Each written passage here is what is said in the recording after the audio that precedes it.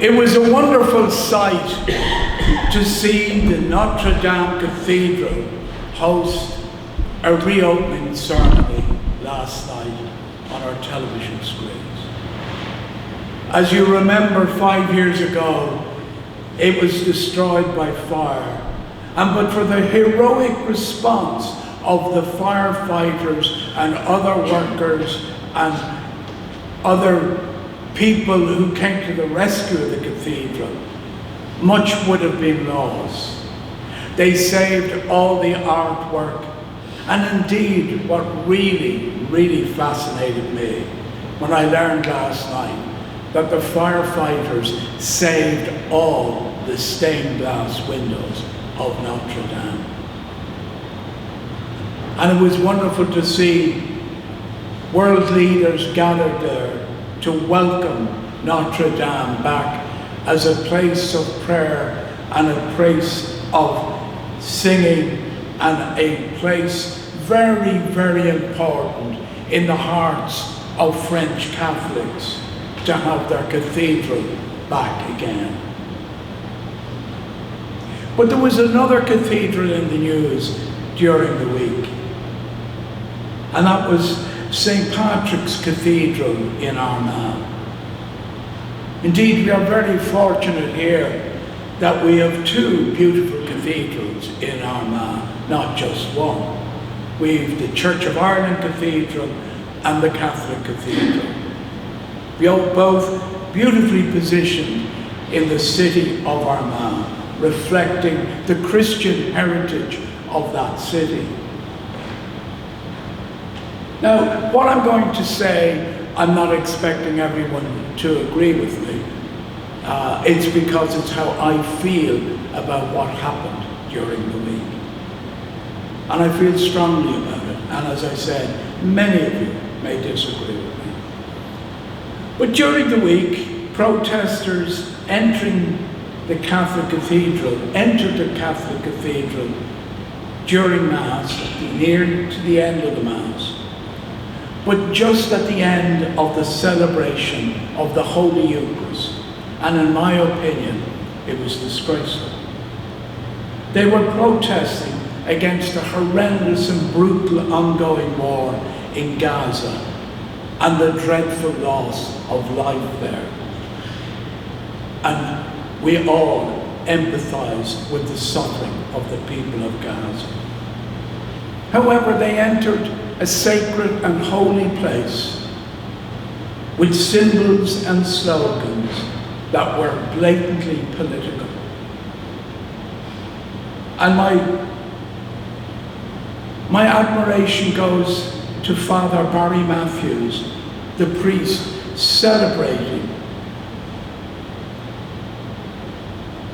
who was celebrating Mass, and he continued his Mass with dignity and grace. And then at the end, he commented on the protest that it was sad for people to bring such a political statement into the cathedral. And he did this to the sustained applause from the congregation. Now, to be fair to the people who invaded the cathedral, they didn't shout anything. They stood calmly with their placards and their flags. And they claimed it was done with dignity and respect. And they also claimed that they didn't disturb the sacred Eucharist. But they failed to recognize, in my opinion, in my humble opinion, that at the end of the Eucharist, when people receive communion, they return to their respective seat. They bow their head and they reflect on what just has happened. I know this, and I remember it as a child when I was a practicing Catholic, how significant that was for me to receive the body of Christ, go back and reflect on what had happened in my life, and to reflect on the issues that were in my life as a child. Now, as a child, there weren't many issues.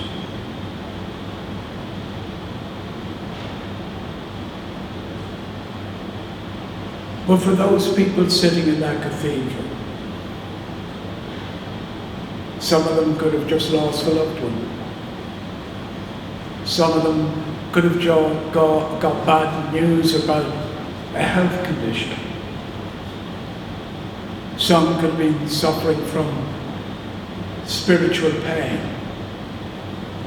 And yet they were to be shamed by protesters. They were to be harangued by protesters at this sacred moment in their lives. Archbishop Eamon Martin made a public statement, and he clearly informed everyone about the Catholic Church's stance on what was happening in the Middle East, and that the churches over and over again, including Francis the Pope, had made clearly the Church's position on all loss of life in every violent and horrible war taking place on our planet at present.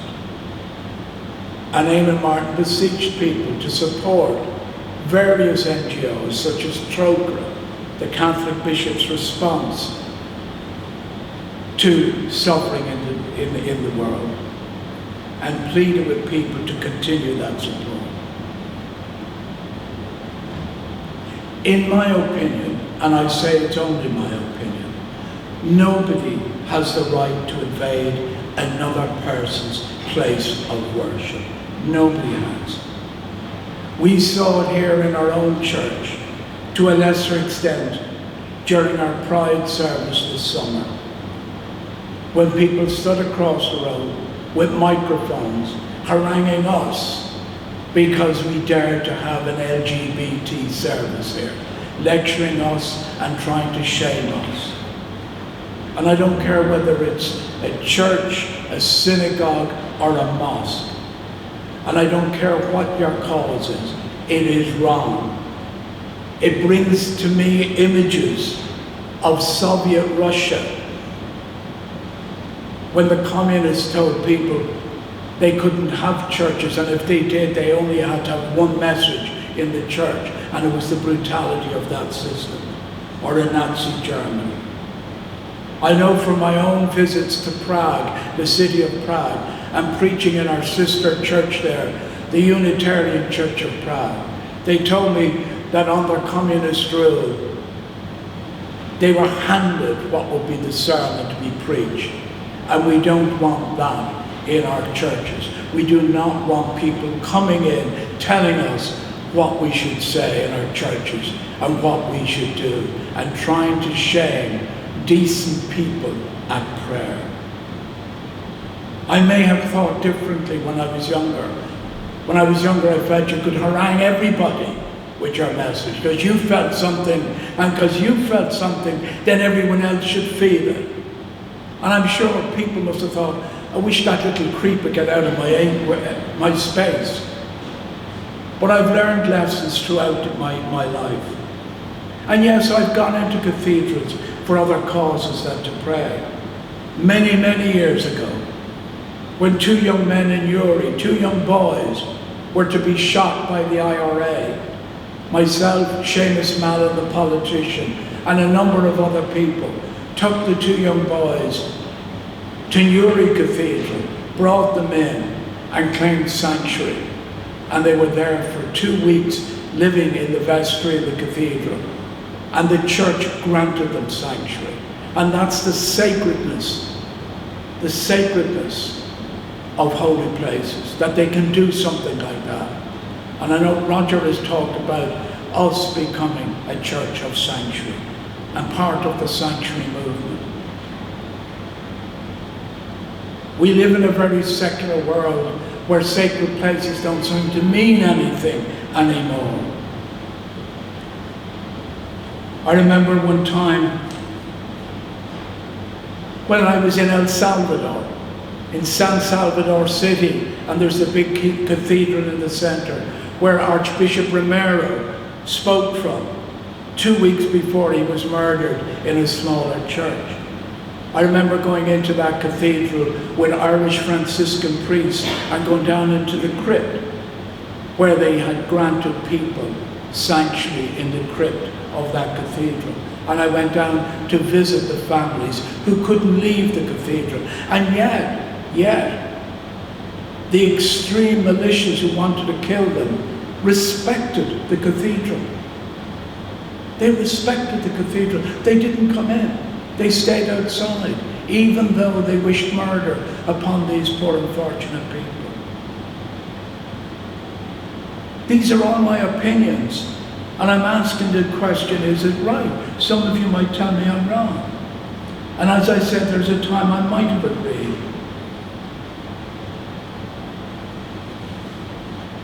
I might be deeply moved, and I am deeply moved, by the plight of the women in Iran and their struggle called Women, Life, Freedom. And we've seen it on our screens.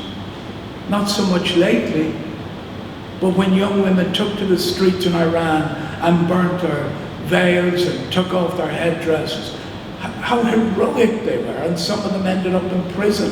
Some of them died in prison. Some young people from Iran came here seeking sanctuary and support. And we granted that to them. And we gave them as much help as we possibly could. Should I go 2 roads down and invade the mosque and walk in with placards into the mosque to tell them how they should treat women? No, I should not, in my opinion. That is their sacred space.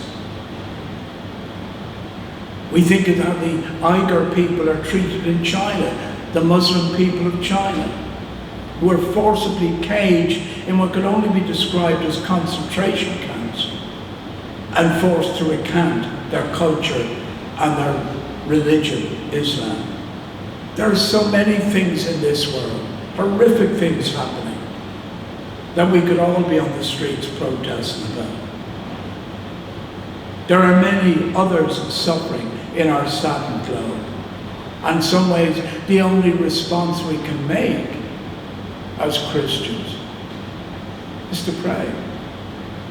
Is to pray for a better world. And on the radio when I was debating this on Friday, I was told prayer wasn't enough. Prayer for some people is their most humble and beloved response. We can pray, and then we can be kind to each other. And if anybody walks through the door here, no matter where they're from, we can grant them a welcome and invite them in and at least have a cup of coffee and a bun with us, and our buns are good. I say to those people who invaded a Catholic cathedral, and one of them, by the way, was a Presbyterian minister who went off. Now, he could actually spend his time supporting Catherine Myers, in my opinion, and maybe take that up with his own church, but to go into a Catholic cathedral to tell them how they should behave themselves. All I can say, they have a lot of churches, synagogues, temples, and God knows what else to invade, and possibly mosques. When it comes to religion, and when it comes to buildings, churches, even if it's glorious Notre Dame, it is the place of the comics and satirists to ridicule the churches. That's why we've got Ricky Gervais. If we didn't have Ricky Gervais, we'd have to create him. It's Ricky's job to tell us how ridiculous we are and how ridiculous our buildings are. That's his job in the world as a satirist, as a comic. To tell the clerics how they're so full of pomposity and nonsense at times. They wouldn't be doing their job if they didn't.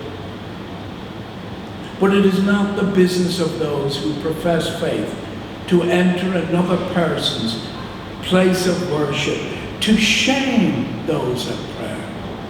That's what the idea was to shame the people praying. Now, I remember as a child, and anybody here who was brought up as a Catholic will remember how shame worked. To shame you as a child, to shame you as a woman, to shame you as a young person. So they went in to shame the people of that cathedral, people who were at prayer. And again, this is all my opinion. Over coffee, you can tell me what a load of bull I was talking.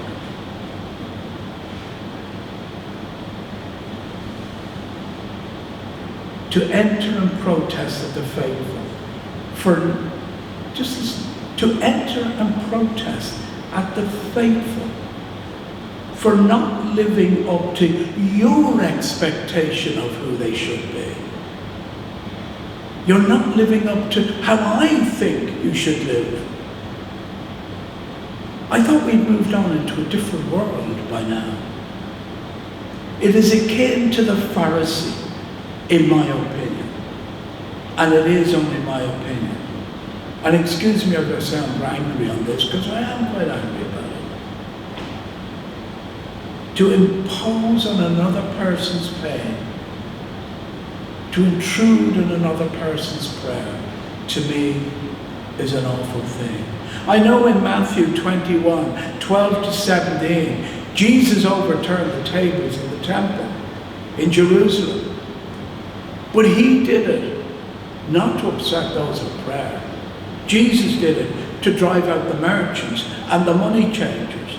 And in my belief, that's a completely different context and is not the same at all. None of those protesters will know what anyone was feeling in that cathedral. As I said earlier on, had they lost someone?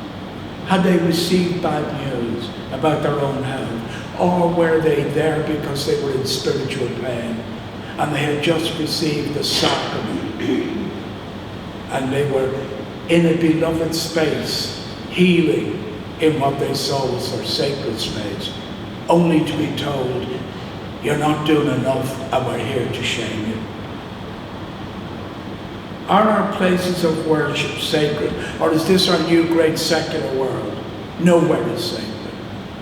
But are our places of worship sacred and safe spaces for people to walk in? We say that here in Old Souls, that it's a safe space. No matter who you are, what you are, you can come here and be safe. A sanctuary from the outside world.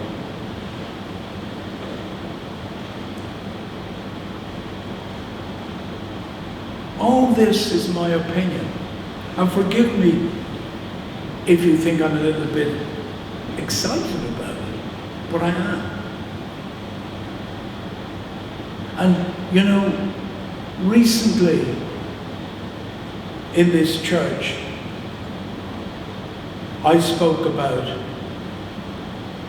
the bill going through Parliament on assisted dying.